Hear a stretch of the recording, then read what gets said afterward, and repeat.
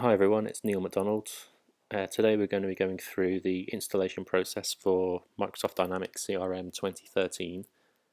I'm going to be installing into a virtual machine, which we're going to be using as a local development environment. So the process is going to start off by creating a domain. We're going to follow it through installing all the prerequisites, SQL Server, and finally the CRM setup itself. If you've already got your servers built and you want to skip ahead to this actual CRM installation, I'll stick a link in the description to where that starts. So what we've got in front of us is a brand new installation of Windows Server 2012 R2. I've run Windows updates a couple of times and we've got all the latest updates installed.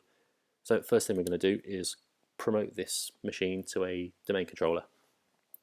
So we'll run Server Manager.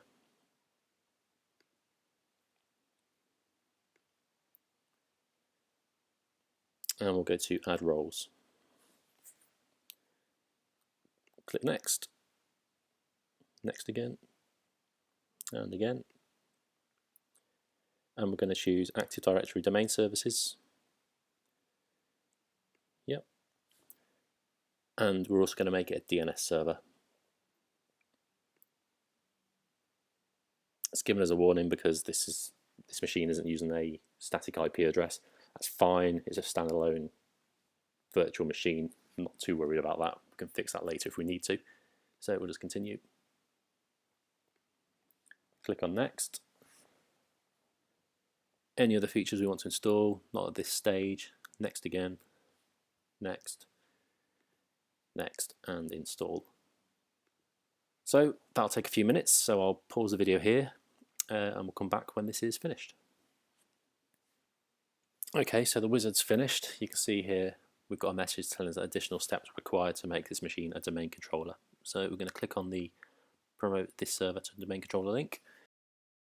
And then we've got some options. Select the deployment operation. So we're going to be creating a new forest.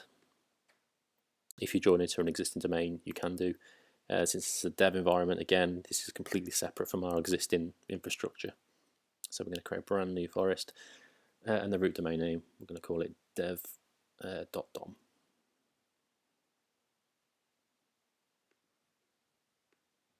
Forest functional level, Windows Server 2012 R2, that's fine. The directory restore mode password. We can ignore the DNS error message. It's not really an error, it's a warning, so we'll click on Next. Next. The default location is fine for these, so we'll click on Next. Review. So it'll give us a list of prerequisites that we may need to install.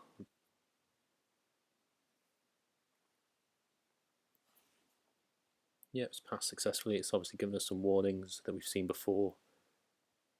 So we'll just click on Install and we'll wait for this to finish. Okay, that's the process finished, so the computer's about to restart. So we'll just click on Close and let it finish its thing. And we'll come back once the computer's rebooted. Okay, our computer has restarted, so what we'll do is we'll now log in as the domain administrator.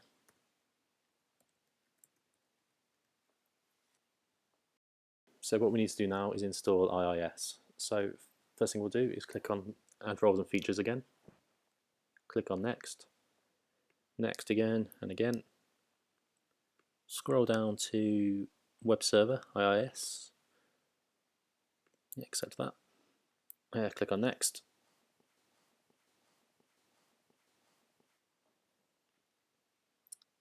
I'll just have a scroll through to see if there's anything else we need to install.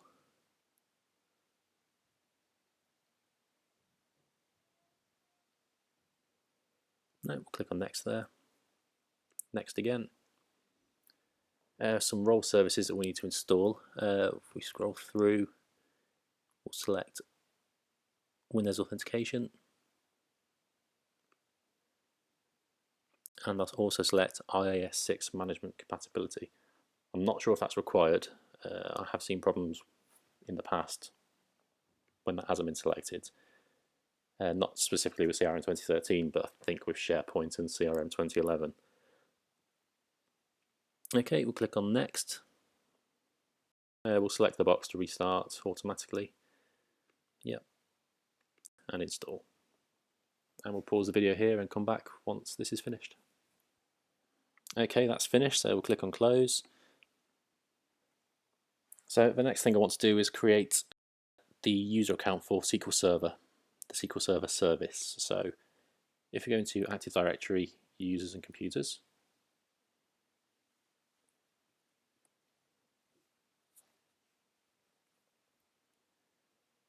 expand the domain, we'll create a new OU.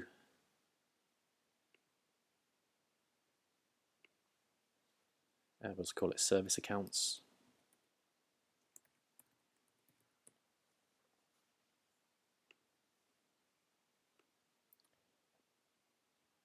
And we'll create a new account in there for the SQL service.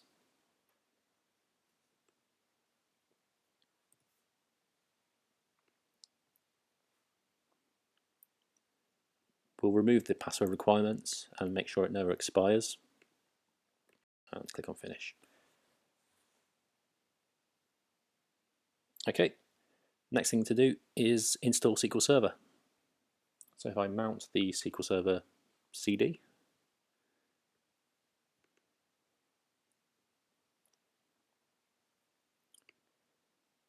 and we'll run setup. We're going to go straight to the installation stage and say New SQL Server Standalone Installation.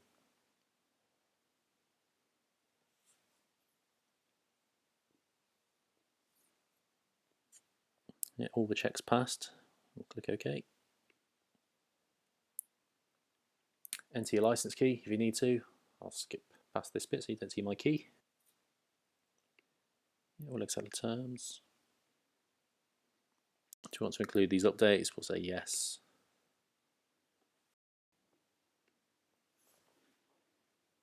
Okay, the updates have been installed, so we're going to click on Next. Again, you can see some warnings here because we're a domain controller. The Windows firewall's turned on.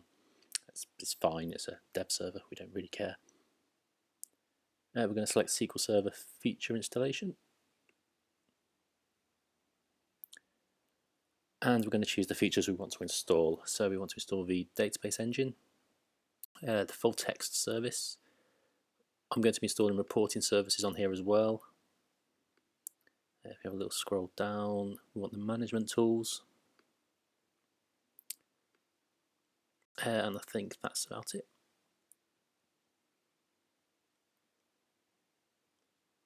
Click on Next.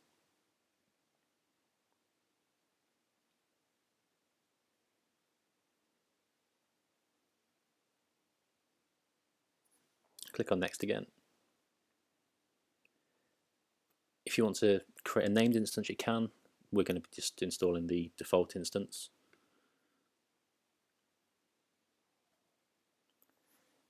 Next. Okay, so this is where we're going to choose the user account, which is going to run the SQL services. If you remember, I set up a SQL service user under Active Directory, so we're going to use that account for the top 3 services. So I'll go ahead and type those in. And we're going to set SQL Server Agent to automatic. So we'll click on Next.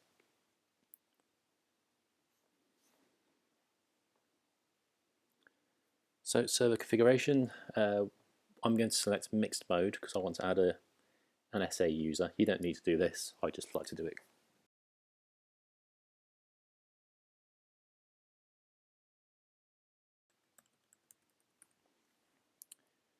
Specify the SQL Server administrators. I'm going to add the current user, which I think is administrator anyway, and then we'll click Next. Reporting services, we'll select Install and Configure, say Next, Next again, and Next again. And it's ready to go. So we'll install. Again, I'll pause it here because this could take quite a while. Okay, SQL Server's finished installing now. I did actually get an error during the installation, which I went back and fixed. I'll highlight it a bit earlier on in the video, but it was that the .NET Framework 3.5 feature pack wasn't installed from the roles wizard under the security manager, under the system manager, sorry. So if you do get that error, just go back and make sure you check that prerequisite. As I say, I'll highlight it earlier in the video so that you don't make the same mistake. There we go, so we'll click on close. And we'll close down the SQL Server installation. So next we'll configure reporting services. So if we go to our menu, reporting services configuration manager, it will select the server, we'll say connect, and we'll run through it. So the service account is correct, as we know. Web service URL, that's fine. Database, yep, that's fine. I think we're good, so there's nothing to do in there. We'll just exit out of there. We've actually done quite a lot since we last restarted, so I'm going to reboot the server. Okay, so the server's back up again. So the next thing we're going to do is install CRM. So I've already downloaded the CRM installer from the Microsoft website. We'll double click on it, and we're going to choose where to extract it to. I'm going to put it on the C drive, make a new folder called CRM 2013, and we'll extract the installation files to there. Okay, the installation will begin. I'm going to select not to get updates. It was only released today, so there aren't actually any updates to get. Also, we'll click on next. Enter the product key. We'll accept the agreement. Click on accept. It's going to ask us to install some prerequisites, so we'll click on install. Download components, yes. And we'll click on next. Select where we're going to install the CRM program files to, that's fine. Since this is a standalone dev server, we're going to install all of the services onto this single server. So leave all the boxes checked and click on next. Select your SQL Server and click on next. So the organizational unit where you're going to store your Active Directory groups that are going to be created, we'll just pick the same group that we created the service user in, service accounts. Say OK, next. Specify the service accounts. So for each of these CRM services, we're going to create a user account. So we're going to go back into Active Directory.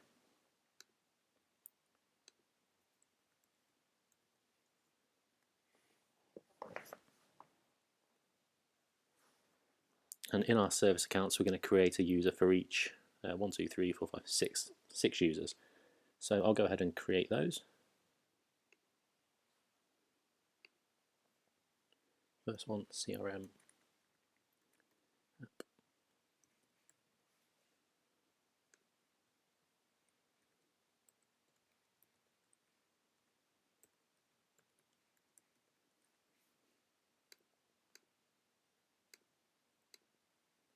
And I'll pause it here while I create the other 5 users.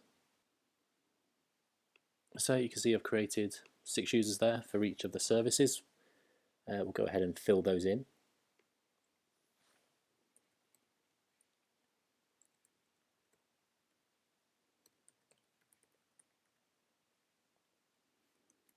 So what we'll do now is we'll go ahead and add these users that we've just created to the relevant user groups. The first user, the deployment user, needs to be a local admin on both the CRM server and the SQL server. In this case, we're going to do it all in Active Directory because on an AD domain controller, there's no concept of local user groups. So we're going to have to add them to the administrators group, I'm afraid. So we'll go to the deployment user.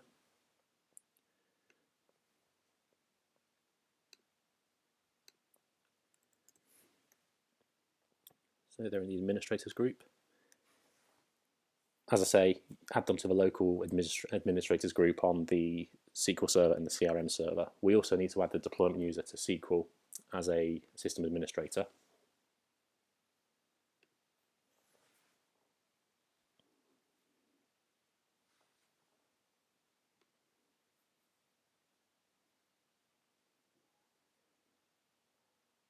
So we'll go into security, logins, add new user.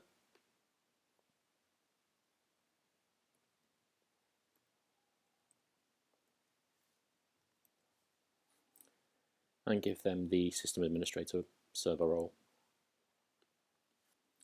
Once we've done that, we can close down Management Studio again and go back into our Active Directory.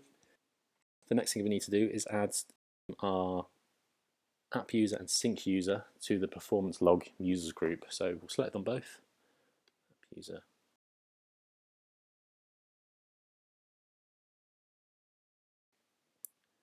Add to group. Performance log users. Okay. The next thing we need to do is add 5 of the users to the log on to give them log on the service rights. So we can do that from start local security policy, and we will go into local policies, user right assignment, find log on a service, and we'll add in our CRM users. As I say, we don't need to add in the CRM application service user. Apply and OK, and come out of there. So that's all of the permissions we need.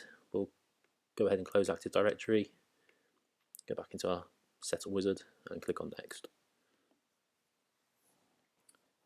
Choose the website that you want to create the CRM under. What we're going to do is create a new website, and we're going to use port 5555. Say Next. Email router server name. We're actually not going to install email router. If you've got one you want to install, you can specify the server here. The organization we're going to create, we're just going to call it demo, and say Next.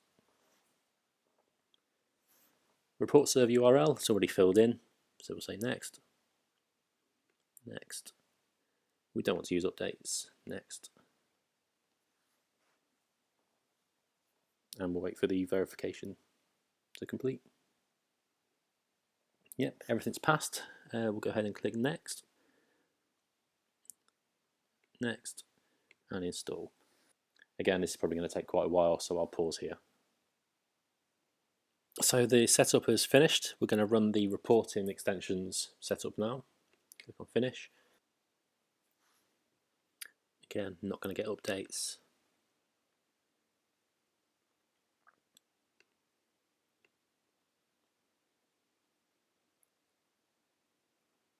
Select your SQL Server, click on Next.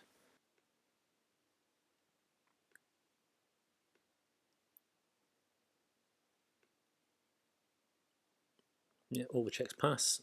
Next, Next, and install. Okay, that's done. So we'll click on Finish. And that should be it. So everything should now be installed. We'll go ahead and open up Internet Explorer. And we'll browse to our site, http localhost :5555.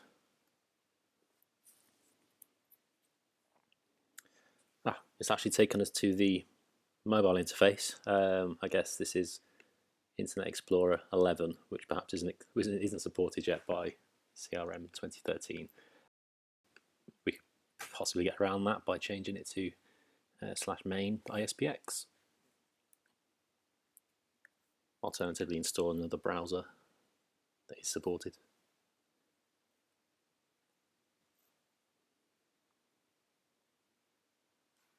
There we go. So we are now in CRM 2013. We've got the getting starting wizard